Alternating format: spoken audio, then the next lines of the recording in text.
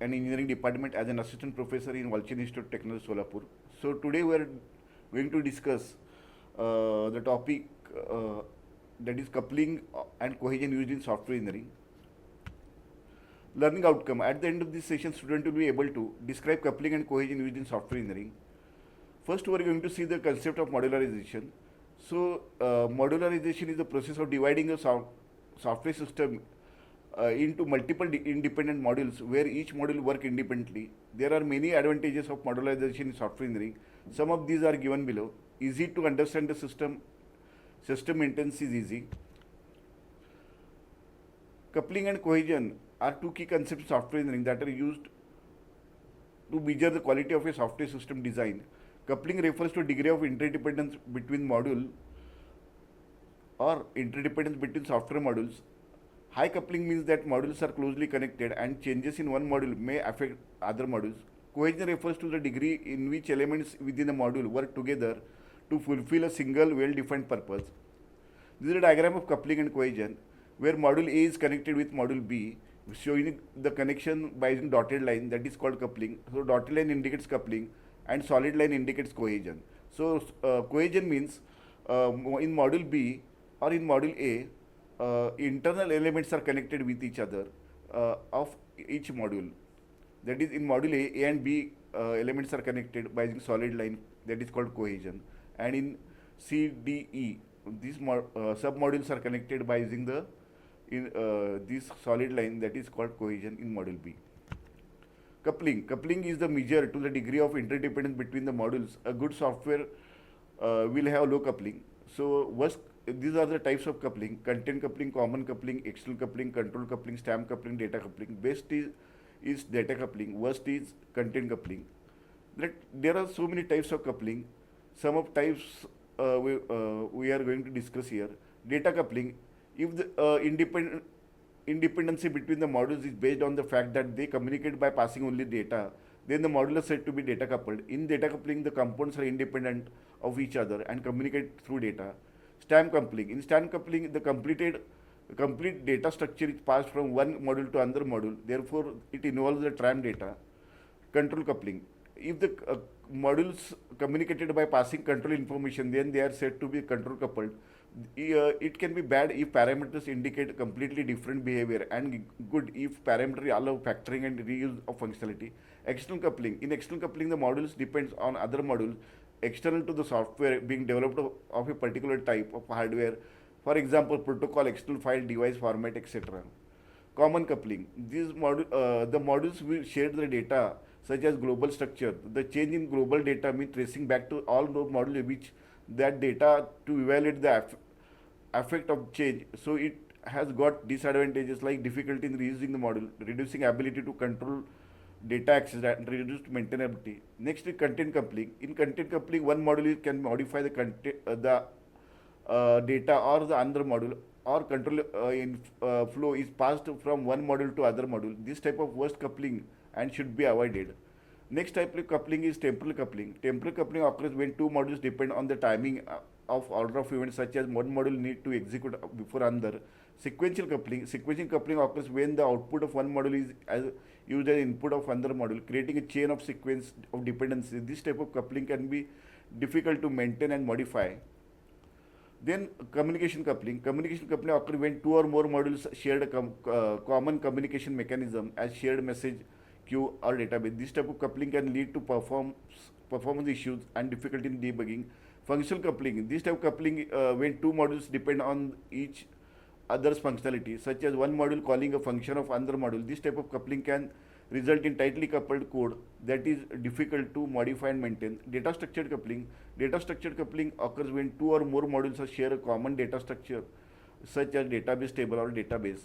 Interaction coupling. In this, interaction coupling occurs due to the method of a class invoking method of other class.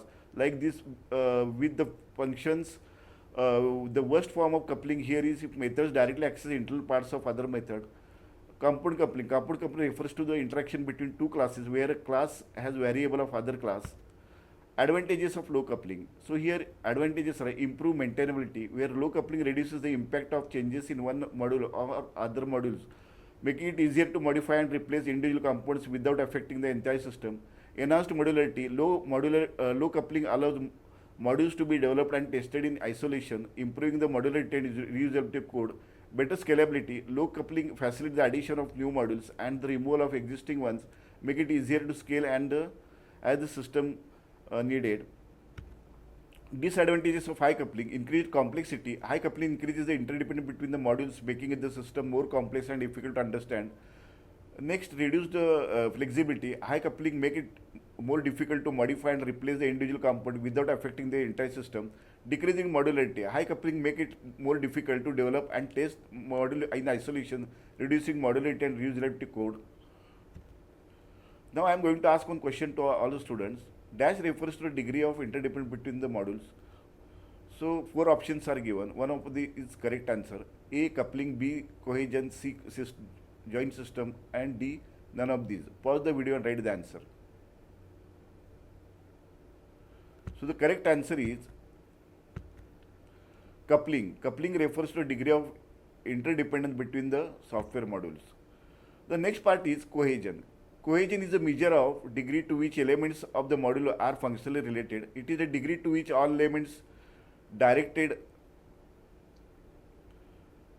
towards performing single task are contained in the component. Basically, cohesion is the internal glue that keeps the module together. A good software design will have high cohesion. Types of cohesions are: functional cohesion is every essential element of single component contained in the component. A functional cohesion performs the task and functions. It is an ideal situation. Sequential cohesion, an element outputs of some data that becomes input for another element. Data flow between the parts. It occurs naturally in the functional programming language. These are the examples. Next is communicational cohesion. Two elements are operate on the same input or contribute towards the same output data. For example, update record in database, send it to the printer. Procedural cohesion. Elements of procedural cohesion ensure the order of execution. Actions are still weakly connected and unlikely to be visible. For example, calculate the GPA, print student record, calculate cumulative GPA, print cumulative GPA.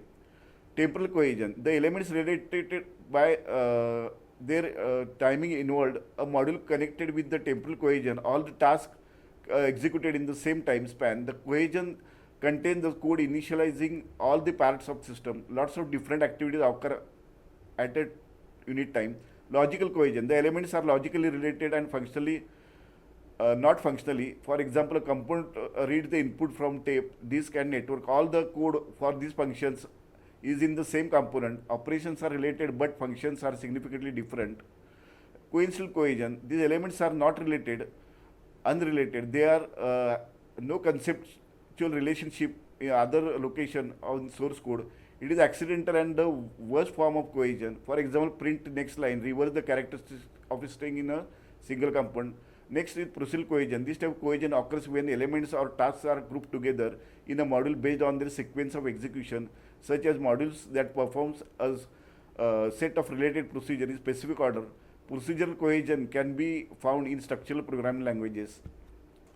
Communicational cohesion. This occurs when elements of tasks are grouped together in a module based on their interaction with each other, such as modules that handle all interactions with specific external system of module. Temporal cohesion. Temporal cohesion occurs when elements that are grouped together when modules are based on their timing, frequency of execution, such as modules that handle all periodic and scheduled tasks in a system. Advantages of high cohesion: improved readability and understandability. High cohesion results in clear focus on modules on a single well-defined purpose, making it easier for developer to understand the code and make changes. Better error isolation. High cohesion reduces the likelihood that change in one part of module and affect the other part of make it easier to. Improved readability. So improved reliability. High cohesion leads to modules that are less prone to errors and that functionally more consistently, leading to overall improvement in the reliability of the system. Disadvantages of low cohesion: increased code duplication. Low cohesion leads to duplication code, such as elements belong to their split into separate modules. Reduced functionality. Low cohesion result in modules that lack a clear purpose and contain elements that belong together that don't belong together, reducing their functionality and making them and harder to maintain, difficulty in understanding the module. So this low cohesion makes it hard for developer to understand the purpose and behavior of module, leading to errors and lack of clarity. These are references. Thank you.